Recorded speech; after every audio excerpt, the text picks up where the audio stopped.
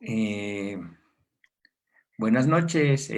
Nuevamente es un gusto estarlo saludando una semana más por parte del Instituto Eleusis. Quiero darle pues como una bienvenida a todas las personas que se están uniendo a este nuevo Facebook Live sobre psicología arquetipal, la psicología de James Hillman, que tuvo también otros colaboradores como fue Adolf Guggenheim y Rafael López Pedraza. En los primeros cuatro encuentros estuvimos trabajando lo que fue dando un bosquejo general, unas aproximaciones, unas pinceladas al texto Reimaginar la psicología, que es pues como para mí uno de los textos bases y fundamentales de la psicología arquetipal de James Hillman, donde él habla ahí de cuatro posibilidades o aproximaciones para las cuales nosotros podemos hacer psicología y comprender el alma, y cómo Hillman en este texto eh, descentraliza la psicología del ser humano, aboca a las necesidades humanas, al humano demasiado humano, a las necesidades puramente psíquicas, a las necesidades que solamente van en el fortalecimiento pues de un ego, pero que no dan la posibilidad de una trascendencia, de una comprensión psicológicamente hablando de las necesidades del alma, en cómo ésta se nos muestra, cómo ésta se nos manifiesta a través de la enfermedad, de la locura, de las personificaciones, de los dioses, pero de los dioses de una manera mucho más imaginativa, no literal, y cómo le podemos dar cabida a cada una de estas posibilidades de hacer alma, o cómo ella se nos muestra y qué y por qué es importante de devolver el alma al mundo y darle a ella su lugar de manifestación como la posibilidad de un vivir psicológicamente hablando, de un vivir con alma, de un entendimiento, de unas aproximaciones, ya que estamos dentro de la psique, también tener unas aproximaciones a lo que es la psique mucho más allá de esta psicología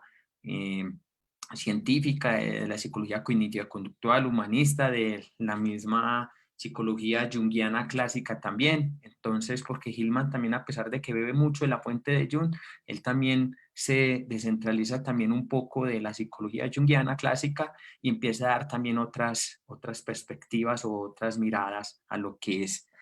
posiblemente también puede ser el alma desde una concepción, desde una perspectiva, desde el mundo imaginal. Bueno, el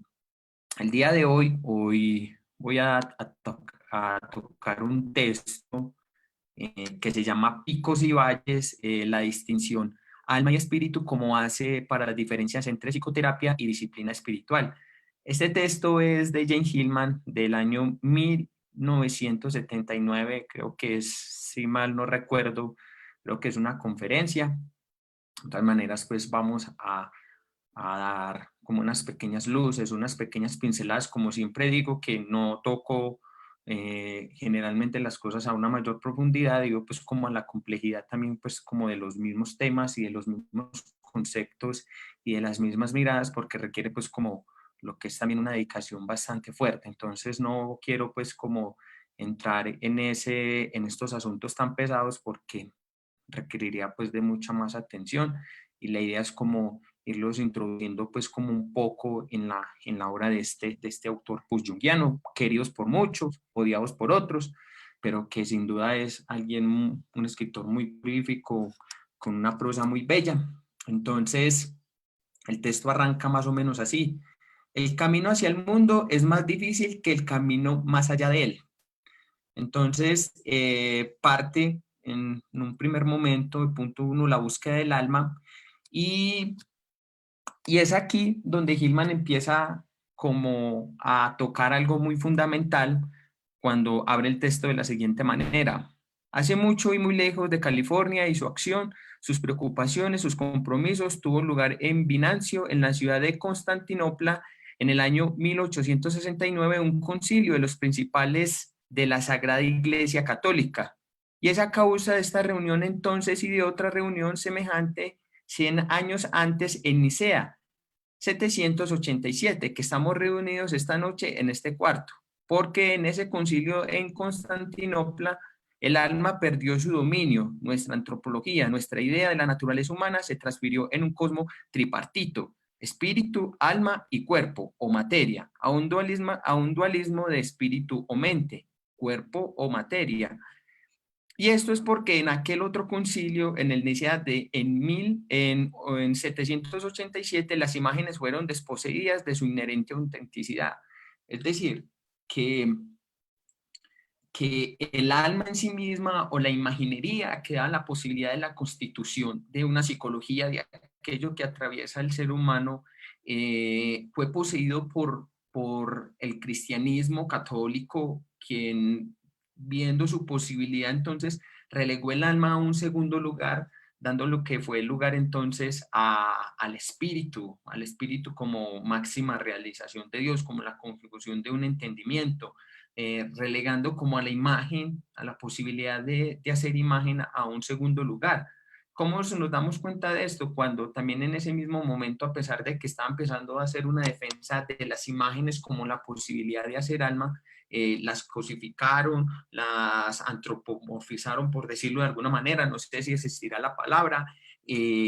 dejaron en un segundo lugar la misma concepción de la psique, del alma, en ese lugar donde ella no es creadora de imágenes, de vida, sino que realmente hay que optar por la ascensión del espíritu como la máxima consumación de la vida y por esa posibilidad por la cual nosotros podemos entrar a esa parte más luminosa o a esa experiencia cumbre de la vida misma. Entonces, es ahí, más o menos como por esta época, lo que nos está queriendo tocar Jane Hillman, que ya empezó a dar como un relego, como un nihilismo, bastante duro frente a las imágenes, como la posibilidad, constitución de la vida misma y las imágenes por las cuales se podía hacer alma. Entonces, el texto sigue. Estamos en esta tarde en este cuarto porque somos hombres modernos en búsqueda del alma, como a su vez lo expresó Jung. Aún estamos a la búsqueda de reconstituir ese tercer lugar, ese reino intermedio de la psique, que es también el reino de las imágenes y el poder de la imaginación, del cual fuimos exiliados por hombres teológicos, espirituales, hace más de 1000 años, hecho antes de Descartes y las dicotomías a él atribuidas, mucho antes de la ilustración y el positivismo y el cientificismo moderno. Estos antiguos acontecimientos históricos son responsables de las desnutridas raíces de nuestra cultura occidental y de la cultura que cada vez busca de nuestras almas. Es decir, o sea, que en este texto o la aproximación que yo hago dentro de mi entendimiento a partir de mis propias ideas, tratando de captar un poco las ideas del autor, es que el texto también, o aquí Hillman también nos está dando como una connotación que realmente fue la psicología de Jung, quien volvió a rescatar el alma de ese confinamiento, de ese enclaustramiento en el cual ella misma venía sometida por el catolicismo, por más de 2000 años de cristianismo, que eran los que tenían la patria potestad y la verdad única de lo que es alma y lo que es espíritu, pero que entre ellos mismos, hasta incluso en el mismo catolicismo o en la misma teología, confundían a ambos términos y no los sabían ni siquiera diferenciar. Entonces, que esto también se llega a prestar para propias confusiones en la misma realización de la vida de la persona, de las imágenes, como con la posibilidad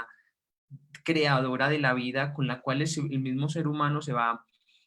construyendo, va dando su lugar de un vivir psicológico. Entonces, que realmente el problema de más de 1000 años de cristianismo fue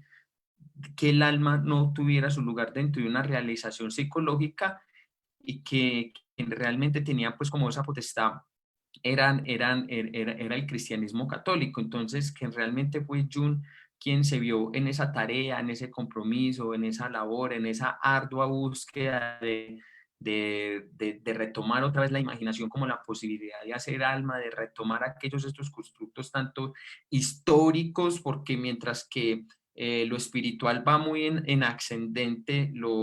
el alma es descendente, entonces, es decir, que necesita de toda esta reconstrucción histórica, tanto de la música, del arte, de la misma historia, del conocimiento, tal. No hay conocimiento por el cual no esté atravesado por el alma. Entonces, ese nihilismo hacia darle el lugar que ella tiene,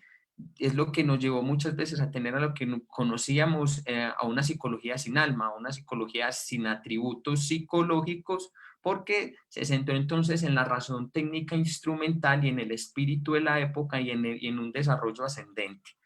Entonces, eh,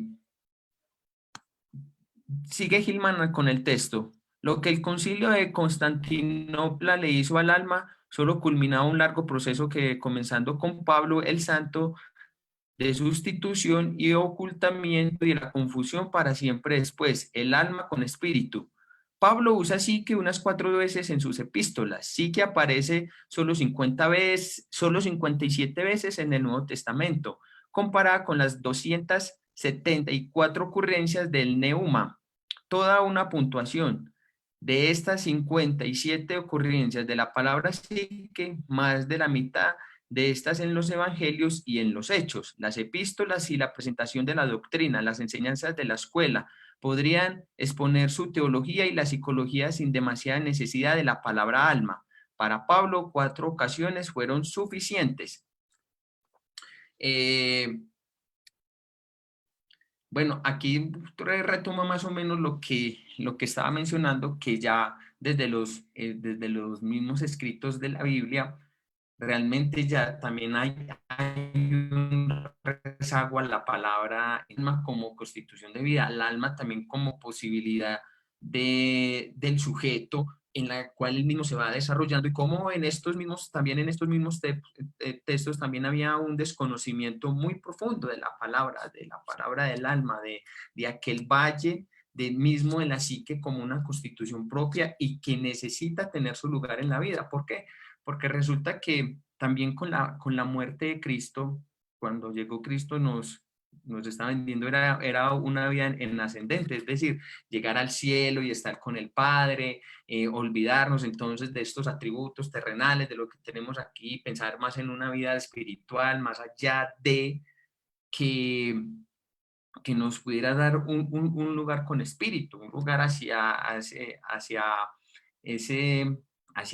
anhelo de llegar al cielo, pero que ese olvido entonces del alma también nos da como una huida precisamente de estar buscando ese espíritu o esa vida en ascendente, pero relegando también entonces esta otra posibilidad entonces de excluir el alma. Bueno, no me voy a detener tampoco mucho en el texto porque la verdad es largo y donde me queda aquí explicándolo todo nos quedamos eh, bastante. Bueno, entonces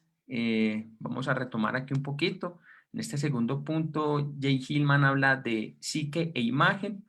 Los 300 obispos reunidos en Nicea en 787 defendieron la importancia de las imágenes contra los enemigos de las imágenes, en especial el ejército imperial bizantino. Las imágenes eran veneradas y adoradas a lo largo del mundo antiguo. Estatuas, íconos, pinturas, figuras de arcilla formaban parte de los cultos locales y eran el foco del conflicto entre el cristianismo y las antiguas religiones politeístas. En la época del Concilio de Nicea había habido otra de esas largas batallas entre espíritu y alma, entre abstracciones e imágenes, entre iconoclastas e idólatras, tal como ocurre en la Biblia y en la vida de Muhammad, tal y como aquellas que ocurrieron en el Renacimiento y en la Reforma, cuando los hombres rompieron las estatuas de Cristo y de María en las iglesias de Inglaterra porque eran obra del diablo y no cristianas. El odio a la imagen, el temor a su poder y a la imaginación es muy antiguo y muy profundo en nuestra cultura. Entonces, aquí ya Gilman nos está empezando como a dar una idea de por qué hay un miedo hacia la imagen, hay un miedo hacia la psique, hay un miedo como a las mismas formas de manifestar que ella tiene, porque como estamos en una cultura que es monocéntrica, monoteísta y muy patriarcal. O sea, es decir, aquí en este texto está muy identificado lo que es esa parte muy patriarcal que viene desde el mismo, pues Claudio Naranjo decía que el patriarcado, que la cultura patriarcal lleva más de 7.000 años. Entonces, Es decir, porque ¿qué pasa con lo patriarcal? Entonces hay una forma de pensar, hay una forma de ver, hay una forma de conocer las cosas, de expresarlas, de comprenderlas, de racionalizarlas, de significarlas. Es decir, no le está dando el lugar o el poder a las imágenes en sí misma, no le está dando el lugar y las circunstancias de cómo la fantasía, las imágenes va dando su propia constitución, su propia forma de manifestarse en nuestra psique, de ser pluridimensional, de dar otras miradas, otras reestructuraciones frente a lo que puede ser en ese tiempo la misma imagen de Dios o cómo se adoraba también a Cristo en aquella época también, pero que la imagen cumplía una función fundamental, una función de contemplación también, de enriquecimiento psicológico, pero que no estaba determinado por cómo se debería de pensar la imagen o tener la imagen. ¿Qué fue lo que pasó entonces? ¿Y por qué ahorita en día ese rezago aún todavía en pleno siglo XXI hacia la imagen o al poder de la imaginación? Porque en el mismo cristianismo y por la misma estructura patriarcal, ¿qué fue lo que sucedió? Que fueron aquellos, los mismos sacerdotes, obispos de aquella época, los que le daban esa posibilidad entonces de significar y decir, vea, esta imagen es esto, esto significa esto, Cristo es esto, la vida es esto, la Virgen María es esto, entonces hay una cosificación y hay un reduccionismo frente a la imagen y no da la posibilidad que la imagen se muestre a sí misma, que la imagen en cuyo desarrollo y cuyo fenómeno es en sí misma se vaya mostrando en su propio trabajo, en su propia forma de ser, en su propia forma de constituirse y que nos constituya a nosotros mismos, como nosotros también ese mismo portal donde ellas también se manifiestan y que como nosotros le vamos dando también lugar, cabida a esa imagen y cómo ella misma va haciendo su propio proceso, su propia transformación. Por eso es que en más de... decía Jay Hillman que en un libro que tiene en 100 años de psicoterapia y el mundo va peor, y en más de 2000 años de cristianismo, ve al mundo en términos paisas, va como está de puteado. Entonces, más o menos aquí Hillman entonces empieza como a mirar que realmente la imagen era demonizada, era satanizada, era relegada, era la excluida, era la no aceptada por su mismo poder y por la misma influencia que ella podía tener, tanto en la vida psicológica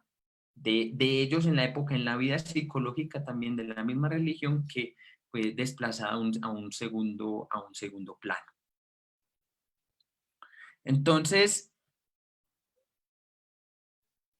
Entonces dice Hillman, me va a ir saltando pedacitos. Cuando las imágenes se vuelven alegorías, los iconoclastas han vencido, la imagen misma se ha vuelto sutilmente debilitada. Si las imágenes son admitidas, pero solo si son imágenes oficialmente aprobadas, ilustrativas de la doctrina teológica, la propia imaginería espontánea es espuria, demoníaca, diabólica, pagana, gentil. Si a la imagen es admitida, pero solo a fin de ser venerada por lo que representa las ideas abstractas, las abstractas configuraciones trascendentes detrás de la imagen, las imágenes se vuelven modos de percibir doctrinas, ayudas para enfocar la fantasía, se vuelven representaciones, ya no más presentaciones, ya no más presencias del poder divino. Entonces, es que es aquí donde realmente Hillman, cuando toma entonces a la imagen como, como un poder constitutivo de la realidad psicológica, ya no le está relegando el poder a lo que son a las estructuras religiosas, a las estructuras católicas, a las estructuras monoteístas como poder y señor de la imagen, sino que precisamente eran estas estructuras monoteísticas patriarcales quienes le tenían miedo a la imagen, le tenían miedo a ese poder de transformación, de configuración, de manifestación, de realización y de constitución de la vida psicológica, sino que ellos frente a ese poder tuvieron que hacer, listo, nosotros determinamos qué se dice, qué es imagen y qué no es imagen, qué adoramos y qué no adoramos. Por eso, si ustedes se llegan a dar cuenta, lo que es, por ejemplo, en la iglesia, en la iglesia católica, hay unas imágenes que están dentro del templo y que tienen y que tienen un significado o que expresan ciertas cosas y no más, y no hay más allá, digamos, de esa interpretación o de esa representación que tiene para ellos, pero no tiene un significado más, es decir, la imagen, como diría Jung, se ha convertido en un signo, en algo que se significa, que se reduce y que no tiene otras posibilidades de ser, pero aún ahí sigue habiendo pues una imagen, pero más restringida, más apretada, más amordazada, sin posibilidad de que ella siga su propio proceso. Entonces es ahí donde muchas veces la imagen se debilita. Por eso si ustedes se dan cuenta, si fuéramos a hablar un poco de en este momento actual en relación a la imagen, eh, porque si ustedes se acuerdan de pronto los que me han visto en los primeros live, cuando nosotros hablamos de que el alma necesita de ideas, en este caso el alma necesita también de imágenes para Hillman en Gigerich, el alma necesita es pensamiento y necesita de verdades. Pero entonces en Hillman, entonces cuando la imagen se debilita, es cuando muchas veces entonces llega aquí a la cultura que entonces la desesperación, el trastorno borderline, la depresión, la ansiedad, la angustia, la falta de sentido vital,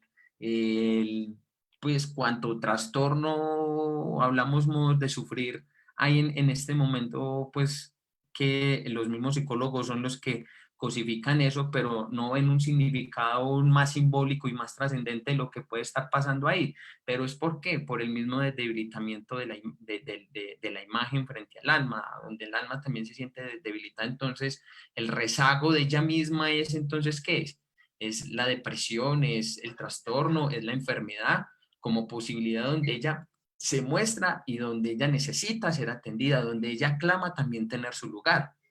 Entonces, es ahí donde empieza entonces un trabajo que es muy complicado, un trabajo donde entonces estas personas que empiezan a sentir un miedo entonces hacia el alma, hacia esos lugares más profundos, hacia ese valle, que por eso se llama el texto Picos y Valles, porque mientras que el espíritu apunta en descendente y usted está en un pico donde puede ver todo, el alma es descendente, es un valle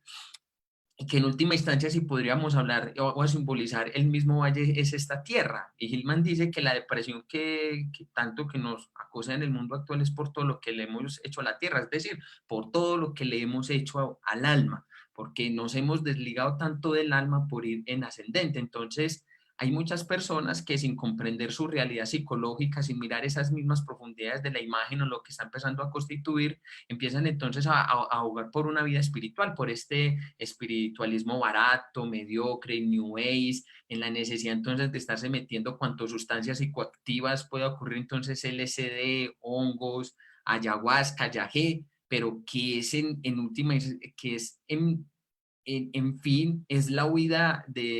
es la huida del alma, es la huida de mirar aquello que todo que está aconteciendo en mí. Entonces, cuando Gilman lo dice en el texto algo muy bonito, que realmente cuando la gente empieza a entrar en una constitución, pues como a trabajar la parte espiritual, se dan cuenta entonces que ahí hay un rezago entonces a los celos, al odio, la envidia, que son en sí emociones y es ahí y es ahí donde está el alma y es a eso a lo que ellos están buscando en últimas, buscando evitar, negar. Eso es nihilismo puro y duro, como diría un maestro que ya murió, alguien que muy lúcido para mí, que se llama Enrique Eskenazi. Entonces hay un nihilismo puro y duro hacia el alma, un nihilismo que ni siquiera entendemos, un nihilismo al cual el sujeto no es capaz de comprender, no es capaz de analizar y que huye todo el tiempo negando las mismas posibilidades. Entonces, ¿qué sentido tiene? Entonces, no estamos dando entonces esas mismas manifestaciones o lugar a aquello que es importante tener en cuenta, como es que es la misma psique, que es la misma alma. Entonces, en ese mismo espiritualismo barato que nos vende, que vamos en ascendente, entonces también hay un descuido del alma porque la estamos negando y no la queremos afrontar en sus manifestaciones, tal y como ella se nos va mostrando. Voy a dejar el texto hasta acá. Voy a dejar el texto hasta acá porque es bastante largo y extenso, pero entonces